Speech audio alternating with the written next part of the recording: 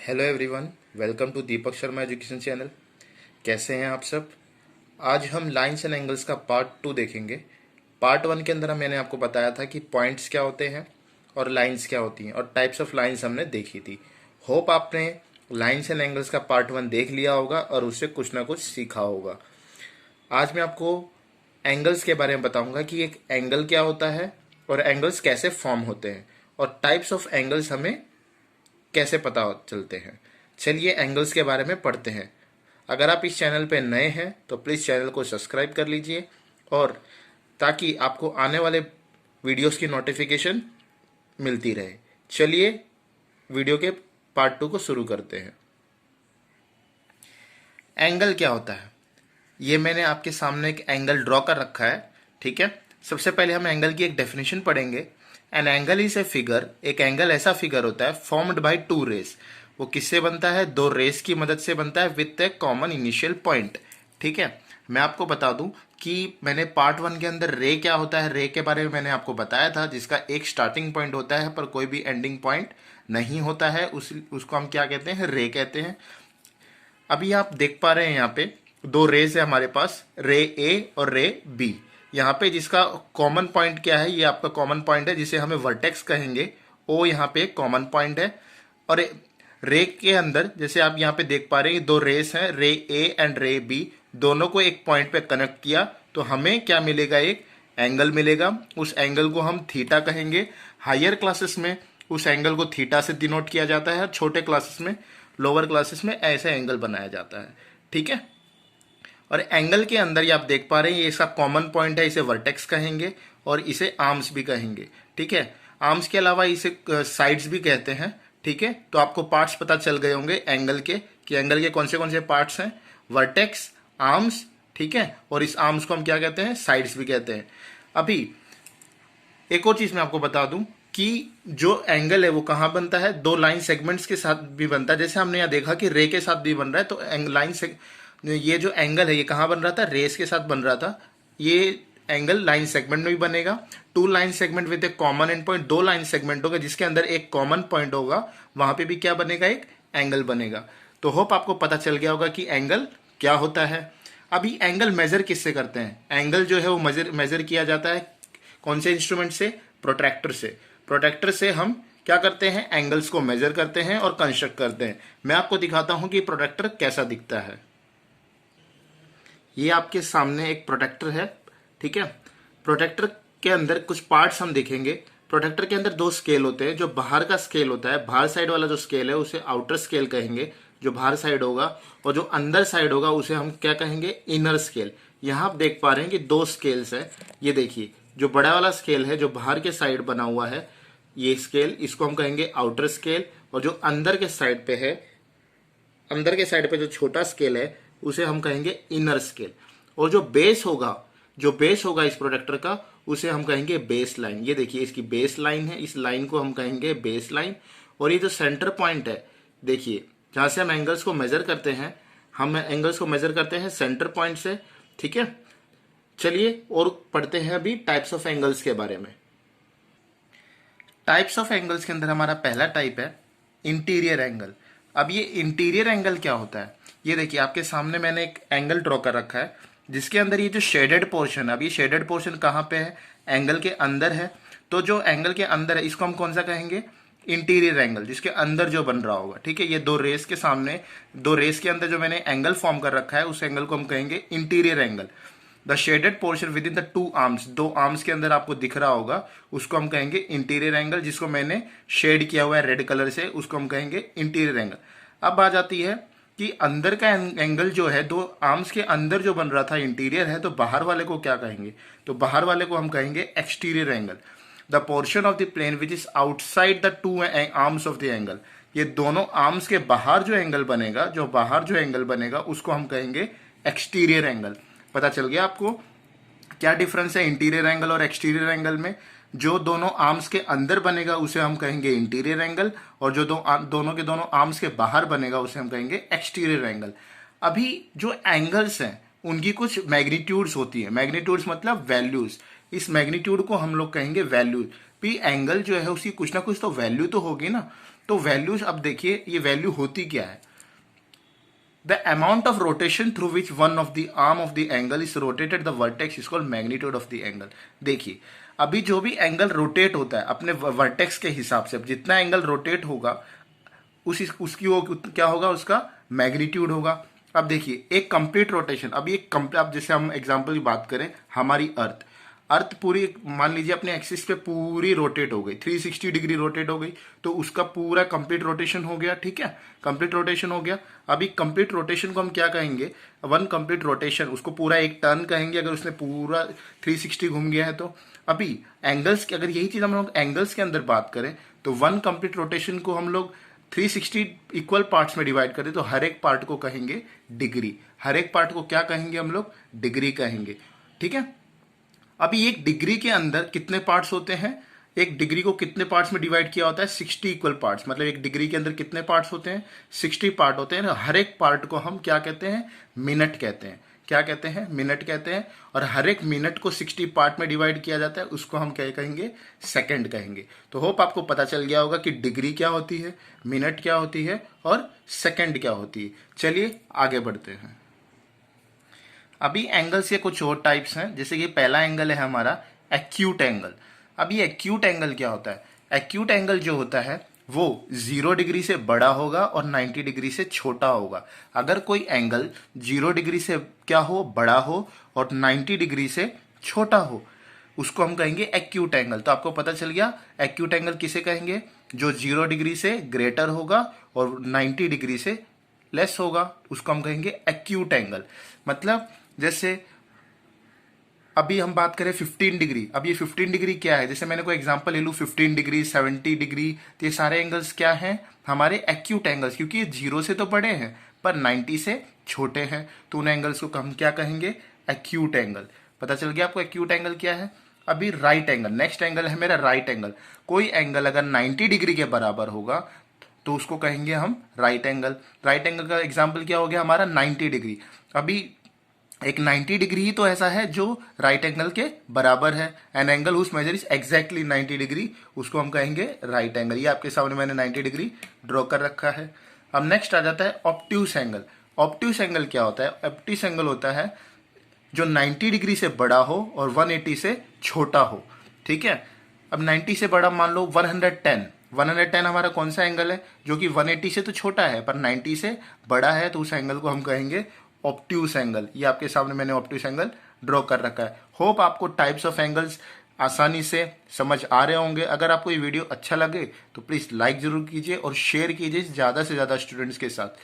ठीक है, और कमेंट करके जरूर बताइए ये वीडियो आपको कैसा लगा और आपने इससे कितना सीखा। चलिए आगे और थोड़ा सा टाइप्स ऑफ एंगल सीख लेते हैं। नेक्स्ट टाइप है हमारा स्ट्रेट एंगल। अब ये स्ट्रेट एंगल क्या होता है, ऐसा एंगल जो कि 180 डिग्री के बराबर होगा, उसको हम कहेंगे स्ट्रेट एंगल।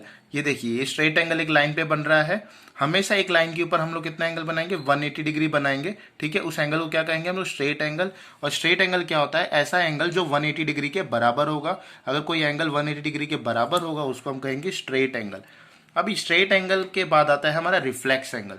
रिफ्लेक्स एंगल क्या होता है, अब देखिए जो एंगल्स हम पढ़ रहे हैं ये कैसे पढ़ रहे हैं कि भाई 90 से छोटा होगा तो क्या होगा, 90 से बड़ा हो गया तो क्या होगा, 180 से छोटा है तो क्या है, 180 से बड़ा है तो क्या है। ऐसे टाइप्स ऑफ एंगल्स हम लोग देख रहे हैं, किसके हिसाब से, एंगल्स की जो हमारी डिग्रीज हैं उसके हिसाब से हम देख रहे हैं। ठीक है, ये जो आपको ये पार्ट दिख रहा होगा ये 180 के पर, ये जो मैंने जीरो जैसा बनाया हुआ है ऊपर, इसको हम कहेंगे डिग्री। अभी मैंने डिग्री क्या होता है आपको बताया ना। अभी पढ़ेंगे हम लोग रिफ्लेक्स एंगल। अगर कोई एंगल 180 से बड़ा हो गया और 360 से छोटा हो गया तो उस एंगल को क्या कहेंगे हम लोग, रिफ्लेक्स एंगल। ठीक है, ये आपके सामने मैंने रिफ्लेक्स एंगल ड्रॉ कर रखा है। ठीक है, पता है, होप आपको सभी को समझ आ रहा होगा कि टाइप्स ऑफ एंगल्स कैसे एंगल्स के हिसाब से डिवाइड किए गए हैं, उनकी डिग्रीज के हिसाब से वो डिवाइड किए गए। अब कंप्लीट एंगल, अभी कोई एक एंगल, ऐसा एंगल जो पूरे 360 के बराबर हो, जैसे कि 180 को अगर हमने, जो कोई एंगल अगर 180 के बराबर था तो उसको हमने स्ट्रेट एंगल कहा। अगर कोई 360 के बराबर हो गया तो उस एंगल को क्या कहेंगे हम लोग, कंप्लीट एंगल, क्योंकि वो पूरे 360 डिग्री को फॉर्म कर रहा है, इसलिए an angle whose measure is exactly 360 degree. ठीक है, कोई एंगल अगर 360 डिग्री के बराबर है तो उस एंगल को क्या कहेंगे हम लोग, कंप्लीट एंगल। होप आप सभी का कंसेप्ट, जो बेसिक कंसेप्ट हैं वो क्लियर हो रहे होंगे। चलिए आगे बढ़ते हैं। अभी हम देखेंगे एडजेसेंट एंगल।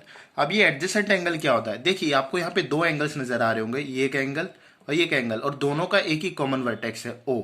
ठीक है, अभी ऐसे एंगल्स को क्या कहेंगे, उस two angle is in a plane. अगर कोई ये दो एंगल एक प्लेन में है, उनको एडजेसेंट हम कब कहेंगे, जब उनका कॉमन वर्टेक्स होगा। देखिए कॉमन वर्टेक्स ओ है, ठीक है, और कॉमन आर्म्स होगी, और दोनों आर्म्स क्या होंगी, अपोजिट लाई कर रही होंगी। जैसे कि मैं आपको एक एग्जांपल देके बताता हूं, तब आपको ये समझ में आएगा।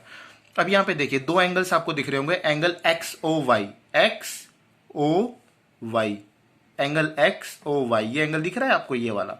इस एंगल को हम क्या करें, एंगल एक्स ओ वाई। दूसरा एंगल क्या है, एंगल वाई ओ जेड। अब इसके अंदर कॉमन आर्म कौन सी, कॉमन आर्म है आपकी ओ वाई, कॉमन आर्म कौन सी है आपकी, ओ वाई कॉमन आर्म है, ठीक है। और कॉमन वर्टेक्स कौन सा है आपका, ओ। अगर कोई ऐसा एंगल जिसके अंदर क्या हो, कॉमन वर्टेक्स होगा और कॉमन आर्म होगी, और बाकी के दोनों साइड्स अपोजिट होंगे, उसको हम क्या कहेंगे, एडजेसेंट एंगल। सिंपल था ना एडजेसेंट एंगल। हमें एडजेसेंट एंगल में इतना खाली समझना है, कोई ऐसा एंगल जिसके अंदर क्या होगी, कॉमन आर्म होगी और कॉमन वर्टेक्स होगा, उसको हम कहेंगे एडजेसेंट एंगल। चलिए नेक्स्ट टाइप के एंगल को देखते हैं। आप क्या करें, अपनी नोटबुक में सारे एंगल्स को क्या करें, नोट कर लें, और वीडियो को पॉज कर करके अच्छे से समझें। ठीक है, अगर आपको कहीं लग रहा है कि कहीं पे मैं फास्ट हो रहा हूं, तो आप क्या करें, वीडियो को पॉज करके आसानी से धीरे धीरे समझ सकते हैं। चलिए नेक्स्ट टाइप का एंगल है मेरा लीनियर पेयर। ये काफी इंपॉर्टेंट है। ये सारे जो कंसेप्ट हैं एंगल्स के, ये हमें ज्योमेट्री के क्वेश्चंस को सॉल्व करने में हेल्प करेगा। चलिए लीनियर पेयर समझते हैं, क्या होता है लीनियर पेयर। लीनियर पेयर जो होता है, a pair of adjacent angles are said to be form a linear pair. जो एडजेसेंट एंगल्स हमने देखे, उसके दो पेयर्स को, मतलब दो जोड़ी को हम क्या कहेंगे, लीनियर पेयर। अगर कभी भी दो एडजेसेंट एंगल के सम को हम करेंगे, तो हमें क्या मिलेगा, एक लीनियर पेयर मिलेगा। और हमेशा लीनियर पेयर का दोनों एडजेसेंट एंगल का सम कितने डिग्री के बराबर होगा, 180 डिग्री के। जैसे एंगल एओसी और एंगल बीओसी हमारे एडजेसेंट एंगल्स हैं, उन दोनों एंगल्स के सम को हम क्या, कितनी वैल्यू होगी हमारी, 180 डिग्री। और ये लीनियर पेयर बनता कैसे है, किसी दो एडजेसेंट एंगल के पेयर को, पेयर मतलब समझ लो दो जोड़ी, दो एंगल्स हमें चाहिए, वो भी कौन से एंगल्स, एडजेसेंट एंगल होने चाहिए, तो ही हमारा क्या बनेगा, लीनियर पेयर बनेगा। चलिए देखिए, अब नेक्स्ट है हमारा angles on one side of straight line. अभी किसी स्ट्रेट लाइन के अंदर कितने एंगल्स बनेंगे, मैं आपको बता दूं, स्ट्रेट लाइंस के ऊपर बहुत सारे इनफाइनाइट एंगल्स आप बना सकते हो, और सारे एंगल का सम कितना होगा हमारा, 180 डिग्री। क्योंकि हमें पता है कि एक लाइन के ऊपर कितने एंगल्स बनते हैं, ये एंगल्स तो इनफाइनाइट बन रहे हैं, पर इनका जो सम होगा, एडिशन जो होगा, वो किसके डिग्री के बराबर होगा, 180 डिग्री के बराबर होता है। जैसे यहाँ पे मैंने ड्रॉ कर रखा है, जैसे एंगल्स है यहाँ पे, angle A O E, angle A ओ, जैसे यहाँ पे वर्टेक्स है आपका ओ, यहाँ पे आपका वर्टेक्स है ओ, तो यहाँ पे क्या एंगल बन गया हमारा, angle A O E plus angle E O D, angle E O D, ये एंगल, ये सारे एंगल्स, ये एंगल्स, ये इसके अंदर ये एंगल्स, ये एंगल्स और ये एंगल्स, इन सारे एंगल्स का सम कितना होगा हमारा, 180 डिग्री। होप आपको पता चल गया होगा कि एक स्ट्रेट लाइन के ऊपर एंगल्स का सम कितना हो जाएगा हमारा, 180 डिग्री होगा। भले आप कितनी भी लाइंस क्यों ना यहाँ से पास आउट कर ले, कितनी भी लाइंस, सभी का एंगल्स का सम क्या होगा, 180 डिग्री। अभी हम बात करेंगे कॉम्प्लीमेंट्री एंगल के बारे में। अब ये कॉम्प्लीमेंट्री एंगल क्या होता है, जब दो एंगल का सम 90 डिग्री होगा, उस एंगल को हम क्या कहेंगे, कॉम्प्लीमेंट्री एंगल। ठीक है, if the sum of the measure of two angles, दो एंगल का सम क्या होगा, कॉम्प्लीमेंट्री एंगल। ठीक है, अगर दो एंगल्स को सम करने पे अगर 90 डिग्री आ गया, तो उस एंगल को हम कहेंगे कॉम्प्लीमेंट्री एंगल। ठीक है, जैसे आप देख पा रहे हैं यहाँ पे एक एंगल ड्रॉ किया हुआ है, एंगल ए बी सी और एंगल पी क्यू आर। देखिए यहाँ पे 70 डिग्री है और यहाँ पे 20 डिग्री है, मतलब angle A B C plus angle P Q R, दोनों को ऐड करने पे अगर 90 आ रहा है, तो उस एंगल को हम कहेंगे कॉम्प्लीमेंट्री एंगल। जैसे कि आप साफ साफ यहाँ देख पा रहे हैं, angle A B C plus angle P Q R, दोनों को ऐड करने पे कितना आ रहा है, 90 आ रहा है, 70 प्लस 20 90, तो ऐसा एंगल को कहेंगे हम complementary angle.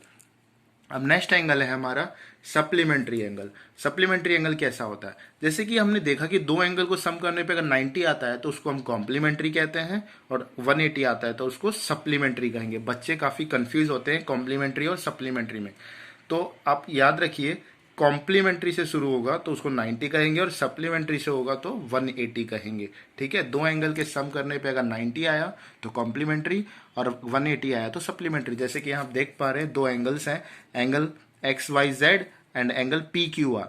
Angle X Y Z कितना है हमारा 120 डिग्री और पी क्यू आर कितना है हमारा 60 डिग्री। दोनों को ऐड कीजिए, 120 प्लस 60 कितना हो गया हमारा 180। तो यही है ना, दो एंगल को सम करने पे अगर क्या आ गया 180 डिग्री आ गया तो उस एंगल को हम कहेंगे सप्लीमेंट्री एंगल। अभी नेक्स्ट टाइप आता है हमारा कॉन्ग्रुएंट एंगल। अब ये कॉन्ग्रुएंट एंगल क्या होता है? कॉन्ग्रुएंट एंगल मतलब जब भी दो एंगल्स को कॉन्ग्रुएंट कब कहा जाएगा, जब उनका मेजरमेंट क्या होगा, सेम होगा। जब उनका मेजरमेंट्स क्या होगा, सेम होगा। ठीक है, two angles are said to be congruent if their measures are the same. Angle दोनों के दोनों एंगल्स क्या होंगे, सेम होंगे, तो उन एंगल्स को हम कहेंगे कॉन्ग्रुएंट एंगल्स। जैसे आप दो एंगल्स यहाँ पे आपको दिख रहे हैं, एंगल ए बी सी और एंगल पी क्यू आर। यहाँ पे आपको दिख रहा होगा एंगल ए बी सी और एंगल पी क्यू आर। ये दोनों के दोनों एंगल्स कॉन्ग्रुएंट क्यों है? क्योंकि इनका जो क्या है मेजरमेंट जो भी होगा वो अगर सेम होगा तो उसको हम कहेंगे कॉन्ग्रुएंट एंगल्स। ठीक है, चलिए नेक्स्ट टाइप पढ़ते हैं। नेक्स्ट टाइप पढ़ेंगे हम लोग बाइसेक्टर ऑफ एंगल। अब ये बाइसेक्टर ऑफ एंगल क्या होता है? अ रे विच divides an angle into two equal parts. अगर कोई रे क्या करेगी, दो इक्वल पार्ट्स में एंगल को डिवाइड कर देगी तो उसे हम कहेंगे बाइसेक्टर ऑफ एंगल्स। पता चला आपको? अगर कोई रे क्या करेगी, डिवाइड कर देगी दो इक्वल पार्ट्स में एंगल को, तो उसको हम कहेंगे बाइसेक्टर ऑफ द एंगल, मतलब एंगल को डिवाइड करना। जैसे कि हमने बाइसेक्टर ऑफ द लाइन भी पढ़ा था, बाइसेक्टर ऑफ लाइन सेगमेंट पढ़ा था, perpendicular bisector of line segment पढ़ा था, वैसे ही हमारा बाइसेक्टर ऑफ एन एंगल। उस टाइम पे हमने लाइन सेगमेंट के बाइसेक्टर को देखा था, यहाँ पे हम एंगल के बाइसेक्टर को देखेंगे। अब ये एंगल का बाइसेक्टर क्या है? अगर कोई रे किसी एंगल को दो हिस्सों में डिवाइड कर देगी तो उसे कहेंगे हम बाइसेक्टर ऑफ द एंगल। देखिए यहाँ पे दो रे थी, ये दो मान लीजिए ये रे ए और रे सी। अब यहाँ पे हमने क्या किया कि दोनों एंगल्स को डिवाइड कर लिया। अब यहाँ पे एक लाइन सेगमेंट से डिवाइड कर दिया तो उसे हमने दो एंगल्स मिल गए। कौन से एंगल्स हैं हमारे? एंगल ए ओ सी और एंगल ए ओ बी। ठीक है, उसको हम कहेंगे बाइसेक्टर ऑफ एन एंगल। ठीक है, एंगल ए ओ बी और एंगल बी ओ सी क्या होगा, जिसके अंदर ओ बी क्या है हमारा बाइसेक्टर है। कौन बाइसेक्ट कर रहा है? ओ बी तो बाइसेक्ट कर रहा है ना हमारा। ठीक है, नेक्स्ट एंगल हम पढ़ेंगे vertical opposite angle. Vertical opposite angle क्या होता है? व्हेन टू लाइंस, जब दो लाइन क्या करेगी, एक दूसरे को इंटरसेक्ट करती है किसी पॉइंट पे और चार एंगल्स फॉर्म होंगे, उसको हम कहेंगे वर्टिकल अपोजिट एंगल्स। यहाँ पे वर्टिकल अपोजिट एंगल्स कौन से हैं हमारे? A B C and D, चारों एंगल्स हमारे वर्टिकल अपोजिट एंगल्स हैं हमारे। पता चल गया आपको? जैसे कि मैं बात करूं यहाँ पे दो या लाइन्स है, लाइन एल और लाइन एम, ये दोनों इंटरसेक्ट करें किसी पॉइंट पे, चारों तरफ जो एंगल्स मिलेंगे उन एंगल्स को हम कहेंगे वर्टिकल अपोजिट एंगल्स। एक और चीज मैं आपको यहाँ से बता दूं कि ये एंगल आपका, ये एंगल और ये एंगल क्या होंगे, इक्वल होंगे। मतलब ये मान लीजिए यहाँ पे मैंने एंगल, ये आपका ओ पॉइंट हो गया और ये एंगल मैंने इसको डी बना लिया, तो एंगल बी किसके इक्वल है? एंगल डी के। एंगल बी किसके इक्वल है? एंगल डी के। और एंगल सी किसके इक्वल है? एंगल ए के। ये दोनों एंगल्स इक्वल होंगे, मतलब वर्टिकल अपोजिट एंगल। जैसे कि ये एंगल और आपका ये एंगल, दोनों के दोनों एंगल्स क्या होंगे? इक्वल होंगे। होप आपको पता चल गया होगा वर्टिकल अपोजिट एंगल्स क्या होते हैं। तो प्यारे बच्चों, आपको होप कंसेप्ट जो था एंगल्स का और लाइंस का और पॉइंट्स का क्लियर हो गया होगा। तो इस वीडियो को लाइक कर दीजिए अगर आपको समझ में आया हो तो। ठीक है, अगर कमेंट करके भी जरूर बताइएगा कि आपको ये वीडियो कैसा लगा।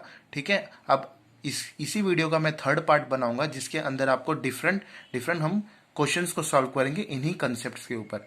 अगर आप इस चैनल पर नए हैं तो सब्सक्राइब कर लीजिए ताकि आने वाले नए वीडियोस की नोटिफिकेशन आपको मिलती रहे, और इसको ज़्यादा से ज़्यादा शेयर कीजिए। Thank you for watching my video.